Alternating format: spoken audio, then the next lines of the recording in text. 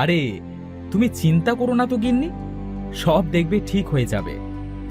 চিন্তা করে কি আর সাধে গো, প্রথম বাচ্চা হবে। আমার এমনিতেই খুব ভয় ভয় করে জানো। আরে ভয় পাওয়ার কি আছে, গ্রামের কত মেয়ে বউ পোয়াতি হচ্ছে বলো তো, তাদের ঘর আলো করে ফুটফুটে কন্যা হচ্ছে, দেখবে কোনো সমস্যা হবে না। আমি তো সারাদিন কাজের মাঝেই থাকি, কিন্তু তাও এই চিনতে কি আর এত সহজে মন থেকে সরে? পরশু মা আসবে মাসির বাড়ি থেকে, আর তার সাথে থাকবেন মায়ের গুরুদেব। যার কথা মা সবসময় বলে। হ্যাঁ, তিনি কিন্তু অত্যন্ত রাগী বুঝলে, খুব নাম করা গুরুদেব।